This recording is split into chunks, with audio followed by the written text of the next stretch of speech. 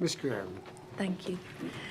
I'd like to go back to something I asked you about before lunch, just very briefly. Could we go back to paragraph 85 of your inquiry statement, please? And this is where you talked about the Macpherson definition.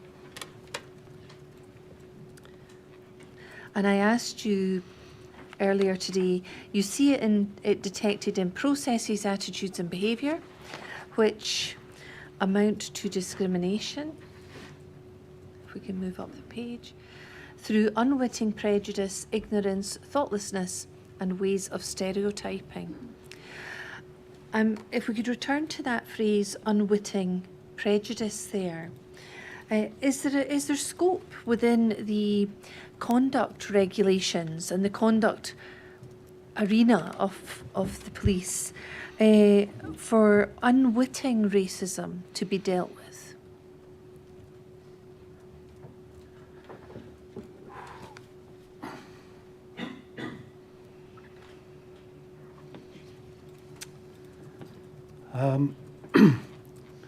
Off the top of my head, I would say theoretically yes. You're taking me back many, many years to my recollection of conduct regulations, but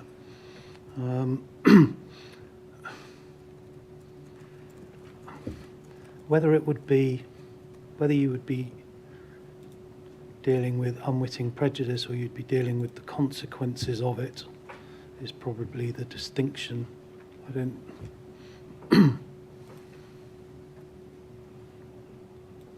yeah, unless you can help me any more with the question. Well, if there was unwitting, so unknowing, so displayed racism, by an individual, by or prejudice, and we're interested in racism, by an individual, is there anything that would stop that being dealt with in terms of the regulations on conduct?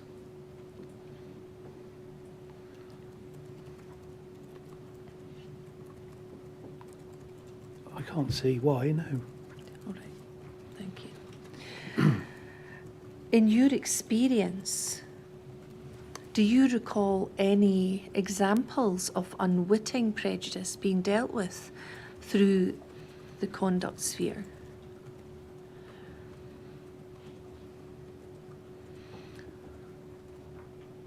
Not immediately. I would have to give it some thought. All right, thank you. Can I move on then, please, to paragraph 49? And here you talk about a comparison working for England and Wales and Police Scotland.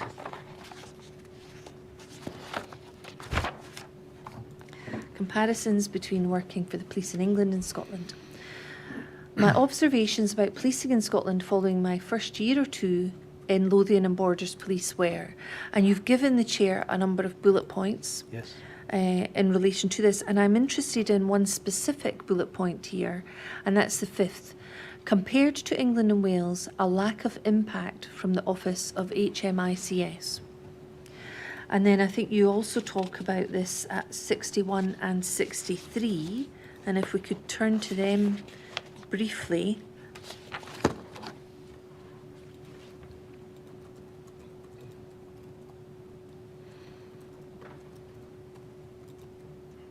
Here we are.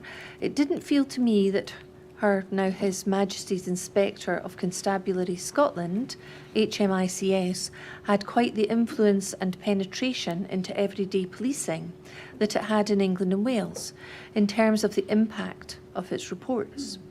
In England and Wales, there was a constant process of basic command unit inspections by the HMIC. So if you were a divisional commander, you could expect at some point the HMIC's team to turn up and take your division apart and produce a report.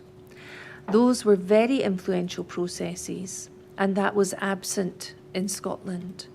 And then at 63, you say, I think I felt less accountable to the police authority in Lothian and Borders than I had in England. As a senior officer running a force, I think the police authority were less intrusive and less rigorous with us than I had experienced in England. I felt slightly less uncomfortable being held to account by them. I think the public generally in Scotland had more trust and confidence in policing in Scotland than communities did, and certainly were developing in the later years in England. There hadn't been the same high-profile failures in Scotland, I don't think. I'm interested in your reflections on the differences then between the HMICS in Scotland and what impact they had in Scotland on the police compared to your experiences, which sound much more rigorous, I think is the word you use, in England. What were the differences then?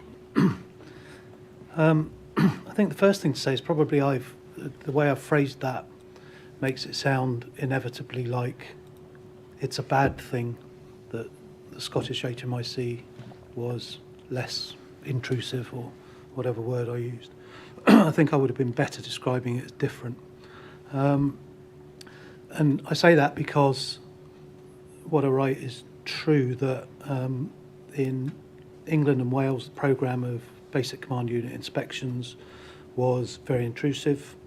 I was on the receiving end of one myself at Westminster, and the team came in a bit like you imagine an Ofsted inspection, and they take apart your operations and produce a publicly available report. I think one of the challenges with that, because there's nothing essentially wrong with that as a process, but as in all these things, it depends what they're inspecting, because they drive behaviour by the things they inspect. And particularly at that point, which was probably the mid to late 90s, I think the Met was, in common with many other forces, was in the grip of the performance, I call it performance mania, but being driven by government. But everything was about performance culture. Do you have a performance culture? Are you chasing the numbers? And the HMI would come in, and the kind of mental model they brought into an inspection was, where's the performance culture, where's the performance framework? And if they didn't find it in the way that they wanted to find it, then you weren't doing a good job, or your division wasn't being run right. And again, my personal view is that drove some less than desirable behaviours, I think. So the fact that they had an intrusive process that was respected and was known about by divisional commanders and force hierarchies, that is true.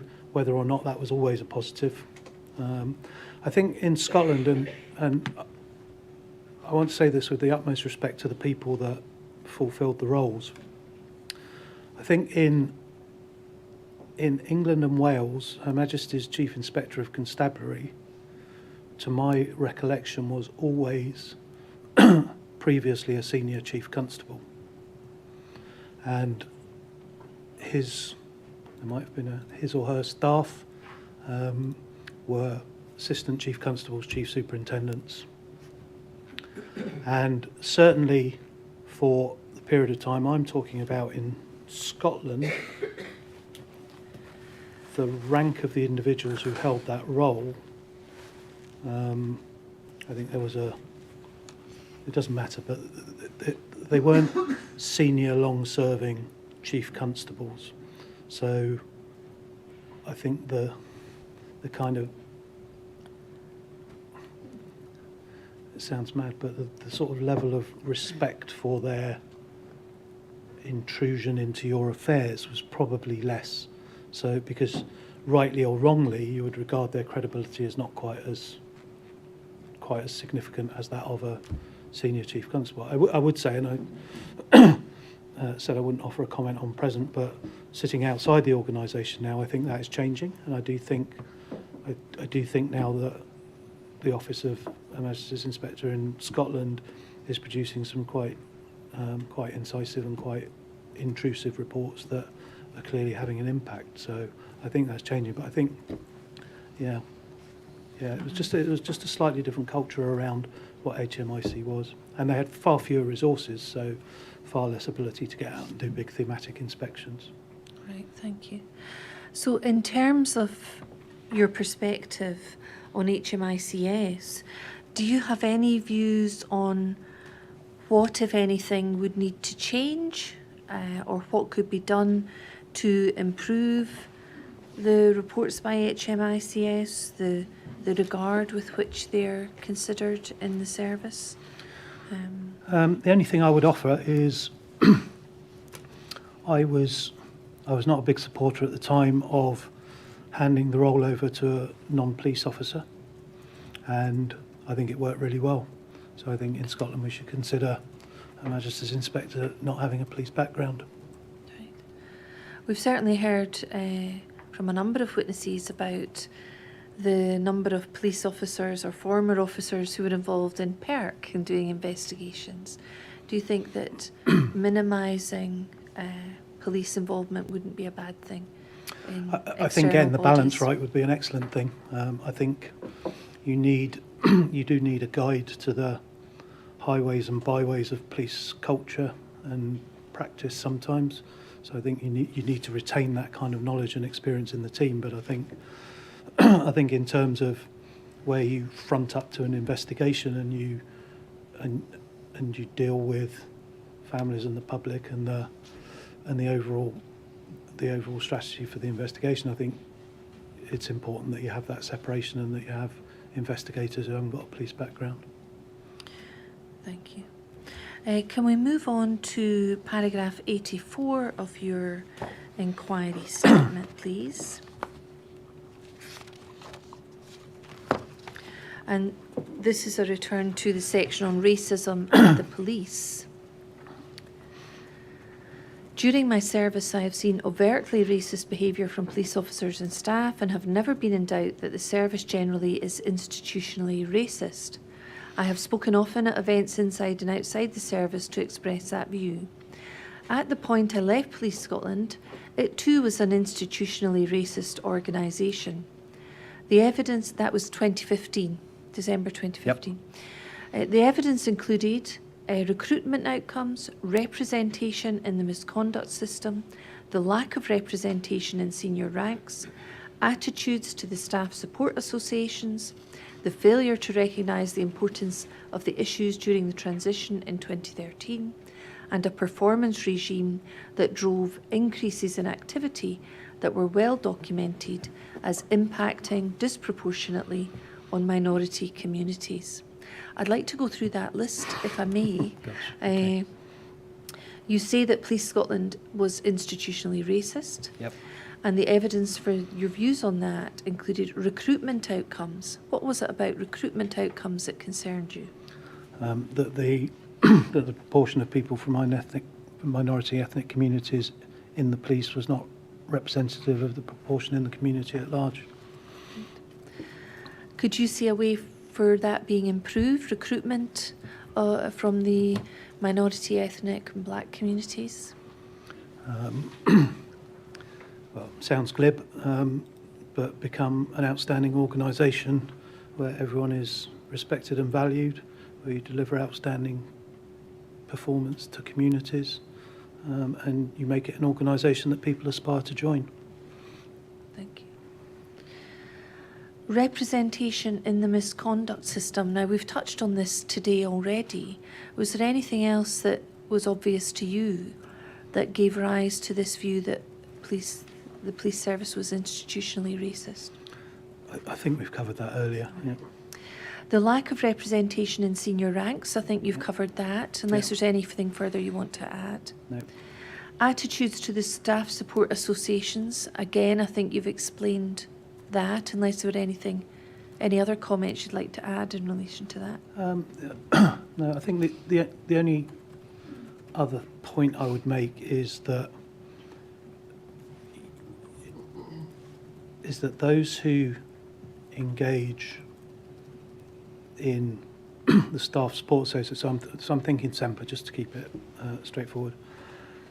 The people that sit on the executive committee that do the work, that keep the organisation going, are by and large, to my recollection, in my time, were constables and sergeants and maybe an inspector. And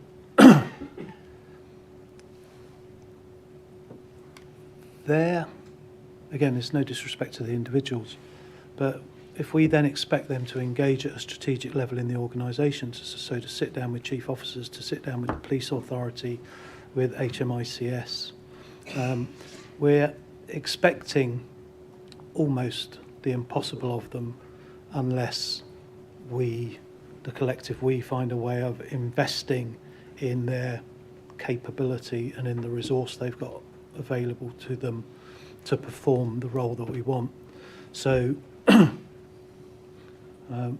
so you could say, well, you know, SEMPL are invited to engage with us on what well-being meant in a community, and how that might impact on performance regimes and leadership styles.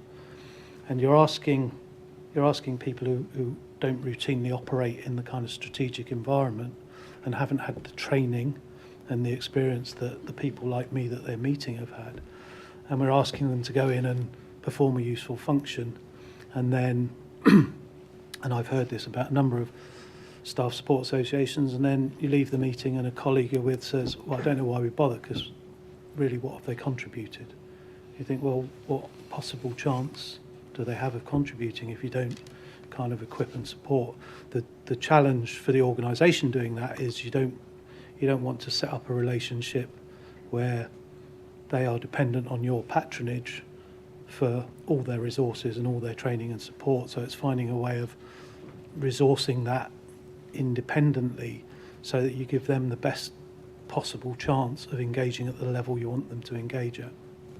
And I think the failure to do that derives from unwitting ignorance or thoughtlessness, or With the repercussions of their lack of training or awareness. yes, just because if you don't actively think that through, then you're denying the organisation the opportunity to deliver a fair and appropriate service to communities, because you're not listening effectively to a voice that you could listen to. Thank you. And then you go on to say the failure to recognise the importance of the issues during the transition in 2013, which you've touched on, and a performance regime that drove increases in activity that were well documented as impacting disproportionately on minority communities. Now, you've touched on the performance regime when I asked you about HMICS. I'm interested in this area where you say impacting disproportionately on minority communities. Can you provide a little more detail about what you mean there? I think without seeing what comes after, I think I'm... We can move up the screen. It doesn't matter, but I think I'm talking about stop search there. Yes. So we know historically that stop search disproportionately impacts on minority communities. I don't think there's a lack of documentation on that. And the performance framework in Police Scotland certainly in the first couple of years when I was there, drove stop search activity in a way that I still don't quite understand why we did it that way. So stop search, just for the avoidance of doubt, stop search is something that I think is a really, really important police tactic. I think we also have to recognise that there is virtually no evidence, as I understand it, that the level of stop search is causally related to the levels of crime. And I think I was trained and grew up understanding stop search to be a tactic or a power that would enhance relationships with communities. And the reason being, so I joined the police just as PACE was introduced in 1986, by the time I got operational. So it introduced Section 1 of PACE, which was police stop and search. So all stop search in England and Wales is statutory, unlike the position back then in Scotland where it was voluntary. But the way I was trained on stop search was this power exists so that where you have reasonable grounds to suspect that someone is committing an offence, you have an option short of arresting them. So you can search for stolen and prohibited articles on the street rather than having to arrest them, take them to a police station and search for those articles. So the idea was it gave you an opportunity to conduct an encounter on the street, which meant you may well not have to arrest someone, whereas previously you might have done. And as I say, my best recollection of my training is that we were trained in it as a method of de-escalation or as avoiding unnecessary arrests. And these numbers might be right, or I think I'm pretty confident they're right. I can find you the source document. But if you look at the numbers of people stop searched in 2014 per 1,000 of the population, in Manchester it was 10 per 1,000 of the population. In London it was 35. In Edinburgh by 2014 it was 49. In Glasgow it was 191. Now, I defy anyone to look at those numbers and suggest that somehow there wasn't something wrong going on either in Manchester or in Glasgow. But my view would be obviously Glasgow. In 2014, Police Scotland carried out more stop searches on 16-year-old boys than there were 16-year-old boys in Scotland.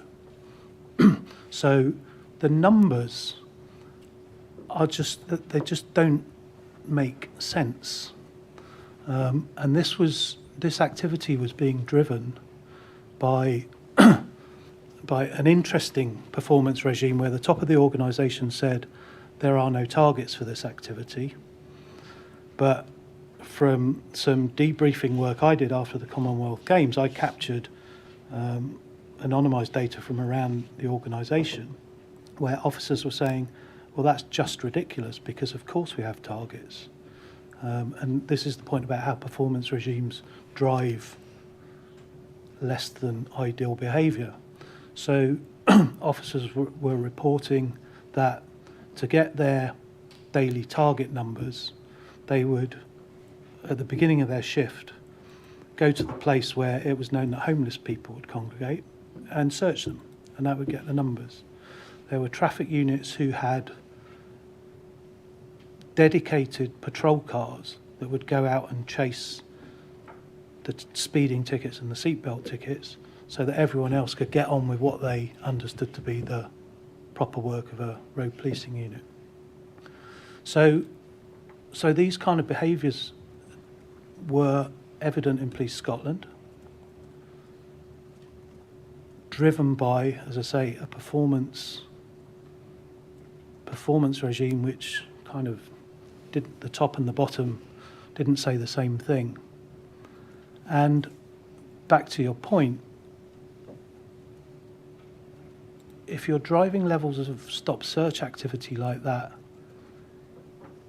you must surely be having a disproportionate impact. We knew, I've already talked about young people, and to get the numbers up, lots of young people were searched, or they were stopped and alcohol seized off them, and there were times when those were recorded as stop searches. So the disproportionate impact on young people is kind of self-evident.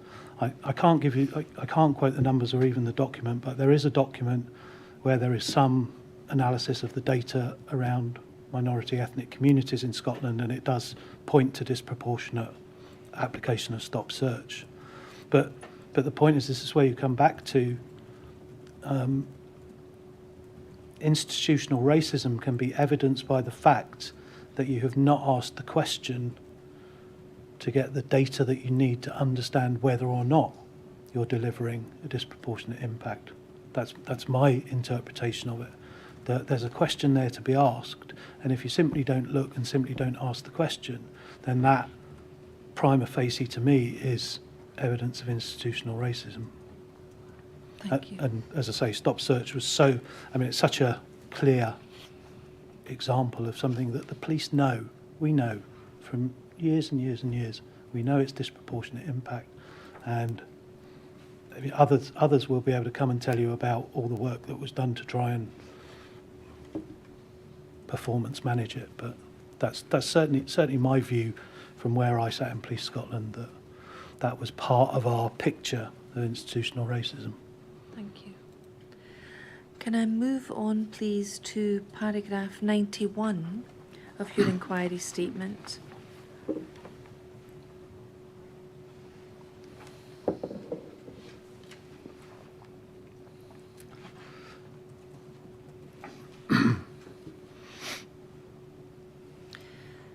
There we are. The first step in addressing institutional racism is to recognise and acknowledge its existence.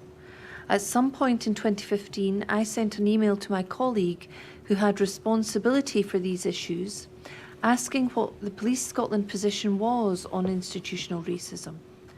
I was asking because we were regularly discussing it at CIM training, and is that critical incident management training we've been talking about? Yep. And I was expressing my personal view, but had no real idea what the official position was. I never got a reply. Can you tell the Chair a little more about this situation in relation to your message to a colleague? I think that pretty much sums it up. I mean, I would say, in defence of my colleague, that we all know emails get sent and sometimes never arrive. But I think, I mean, it's as simple as that. I sent a 3 or 4 line email saying, along the lines of, we're discussing this kind of on a regular basis at critical incident training. I am giving my personal view, but that may not be the view of the organisation. And therefore, what's the view of the organisation? So.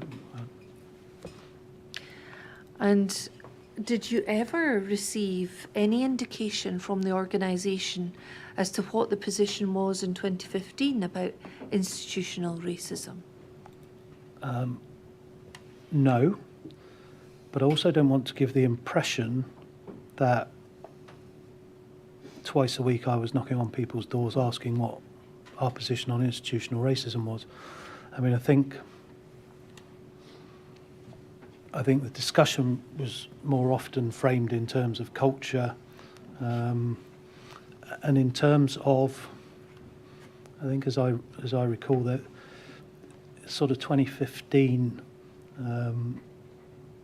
end of 2014, I think the service was developing one of its first kind of strategic documents going forward, and it's, I won't repeat myself, but it's back to the issues we talked about earlier about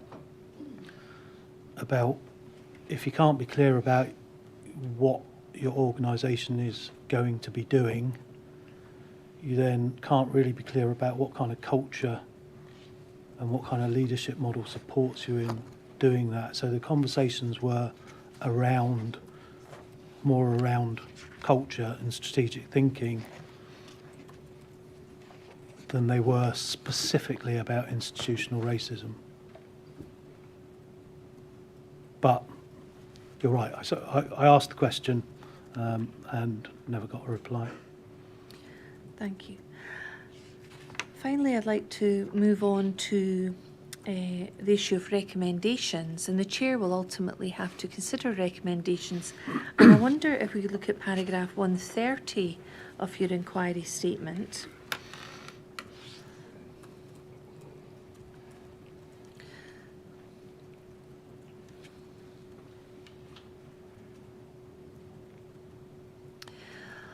On the more general point about reports into the police handling of cases and/or culture, for example, the Macpherson report, the Chokar report, Louise Casey's report, the Morris Inquiry report, various Metropolitan Police Authority reports, there are broad similarities in the recommendations that arise from them. They deal with leadership, training, accountability, professional competence, and effective engagement with communities and families. The real challenge is not coming up with the recommendations. It is about how you implement the recommendations in a way that leads to a real and sustained change in the experience of those we police. The recommendations arising from the murder of Simon San cover similar issues. They cover the need for awareness among our staff about the needs of families and communities, the need for an organisational culture that enables people to speak out, the need for adequate and appropriate training. As I've said, the legislative frameworks are different in Scotland and England, but the recommendations from all these reports will have relevance and meaning in both countries. Now, we've heard from a number of witnesses about recommendations, and the word implementation has been used. We've heard evidence from Lady Angelini, who talked about the emergence of the same themes in many of the deaths of, particularly of black men, and she described that as indicative of a failure to learn lessons. And we've heard from Professor Meir that many of the recommendations have simply not been implemented. And I'm interested in your evidence also appears to focus on implementation as being a key aspect. Is that fair to say? Absolutely, yeah. And if I can just start by caveating again, nothing I'm about to say concerns what Police Scotland is currently doing. I haven't been part of those discussions, I don't. So if you take this as being extant up to 2015, and I personally was on the receiving end of quite a lot of these reports and responsible for the implementation or the monitoring of the implementation. And the picture that I have in my head is of constantly putting new wallpaper up on a damp wall. So it looks really nice for a while, but because the wall is still damp, eventually it curls at the corners and falls off. And my experience is that you have an inquiry, and sadly, of course, they're mostly driven by someone's death. You have recommendations, they're picked up, you have individual leaders, often charismatic people, often highly talented people who develop a response and move things forward, and then something in the organisation changes, or something in the political environment changes, and enthusiasm wanes. The other element of that is that I think far too often police are allowed to mark their own homework, and I think far too often we have historically regarded implementing a recommendation as a proxy for delivering the outcomes it was designed to deliver. So we will say, we had an action plan, it had 17 recommendations on it, here's a report telling you how we've implemented 15 of them. And that doesn't tell you anything about levels of trust and confidence in the community. So I think the kind of territory that, forgive me, we should be in terms of how we think about going forward is what I've always called the McPherson Gap. So in part 2 of the inquiry, when they're travelling around the country, McPherson talks about the inescapable evidence provided of a difference, I can't remember the exact words, in opinion between police and communities. He talks about the stark contrast between the positive descriptions of policies by senior officers and the negative experiences played back by communities who clearly feel that they are discriminated against. So obviously points to, and I think it is, I think, a couple of pages further on, in the context of hate crime, he talks about the common experience of communities is of fine policies and fine words from senior officers, and yet of indifference on the ground. And it's that indifference that is most damaging to trust and confidence. They're not exact quotes, but you get the sense of it. And I think we need to find a way of closing that gap. And it seems to me, and please don't press me on too much detail, but it seems to me that we have to find a way, and I've always thought of this as like a national convention on policing. So we need to find a way of bringing people from communities all across Scotland into a place where they can have a discussion with us in the room about what policing should be, what policing they want and deserve, and then to engage in a discussion about what kind of police service will deliver that, and then fundamentally for communities, for that convention, to define the performance indicators by which they are going to hold the police service to account. So that the process of defining success and holding us to account for success is taken out of the service. So the service will talk, again, going back to 2015, the service will talk about developing metrics around delivery, and it will talk about its equality outcomes under the general duty, specific duties. But in the end, they all, in my experience, tend to kind of stop when you stop measuring inputs, and because it's very difficult to get to outcomes. It's very difficult for the police because they're focused on resources and kind of moving on to the next thing very often. So I think some kind of big way of engaging communities in the process of setting performance indicators and then holding us to account that doesn't usurp the police authority, because their role as the kind of day-to-day sits alongside it. So that would be yes, that's a sort of vague recommendation. I think if I may, there's probably maybe three other things. One would be to think about the general duty and the specific duties, and whether or not we should put around them a stronger statutory framework. Because this might have changed, so if it has, then please ignore me. But my recollection is that the sanction for failing to meet your duty is a notice from Equality and Human Rights Commission, and I think that's it.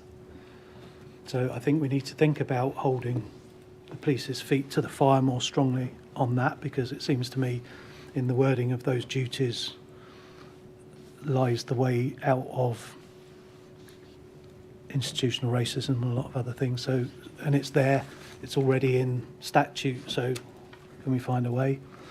And then two other things. One, they're both based on my experience of what has successfully, in my opinion, changed my levels of awareness and understanding, and I believe I have seen it do the same for staff. And the first, and they're both versions of the same thing, which is it's about having personal contact with the lived experience of others, and it's about having that in a prolonged way. So not a 2-day course, not a visitor in the afternoon. And my suggestion would be to think about every course of probationers that goes through their initial training. For the duration of that course, they have, as part of the staff team for their group, they have someone appointed from out with the police who has lived experience in a minority community of living with a protected characteristic. Obviously, they would need training and support and the rest of it, but that person travels the journey with that group of probationers, and they get the opportunity to get to know each other, they get the opportunity to hear about a different life, they get the opportunity to learn to challenge, and that there's a lot of responsibility to put on that person, but that person can model challenging the police officer, members of staff in that learning group. And I think that would be very powerful, and I don't think it would be over expensive, and someone will turn around and tell me they already do that. The other, and it's a very, very similar version of the same thing, which, again, excuse me, but one more anecdote. When I was the commander at Bath, the divisional commander at Bath, I employed a man who was an ex-professional footballer called Carl Saunders, a black man, who retired early because he was injured. And the story of how he got to me doesn't matter, but he was employed on the basis that he only had one line manager, and that was me, the divisional commander. And his job description was make things better. And he basically had the freedom of the division. And he did lots of great initiatives with young people in schools and things like that. But the power of what Carl achieved was that he was in and around the police station every day. And he would go and sit in the parade room when cops were in having a cup of tea, and he would sit and talk to them. And they would ask him the questions that they probably wouldn't have asked on a diversity training course, because he was their friend, he got to know them and shared their lives. A powerful thing he did for a number of people was just over the road from the police station. In those days was a branch of a famous electricity retailer. And Carl would, obviously with them not in uniform, but Carl would walk them across the road, go into the front of the shop, and he would say to the officer or member of staff, I'll go left, you go right. He said, but what you need to do is watch where the security staff go. And he knew, without a shadow of doubt, that the security staff would always move in the direction that he went, not in the direction that the usually white officer would go.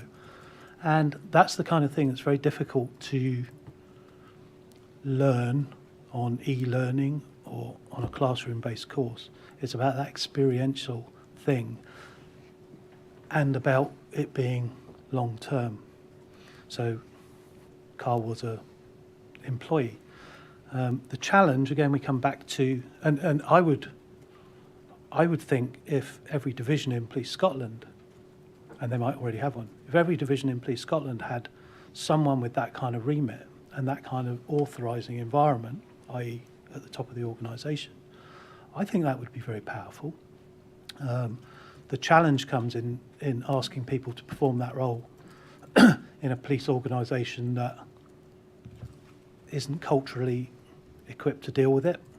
So again, and I know a lot of my evidence makes it sound like I think I know the answer to everything. I don't at all. When I left to move up to the Met, Carl was moved into the headquarters community affairs department and given a job description and a role profile, and was put into the chain of command. And because he was police staff, of course, he was now reporting to a sergeant. And it completely undermined the whole point of what Carl did, because it turned him into someone who was now they were trying to squeeze him back into the system. I knew it was a good thing. One afternoon when I still remember walking into the sergeant's office, and there was a sergeant and there was Carl, and they were having the most intense discussion about why something was racist and why it wasn't. And the sergeant, it wasn't an argument, It was a learning experience for the sergeant, and it was a learning experience for Carl in terms of understanding kind of where the police priorities in this were.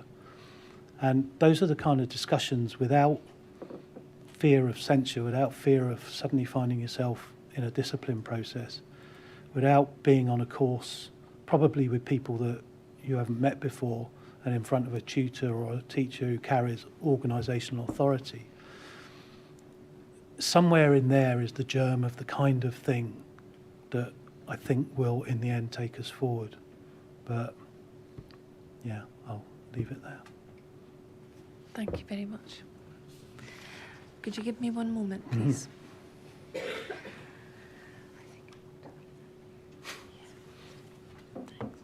Thank you very much. I have no further questions.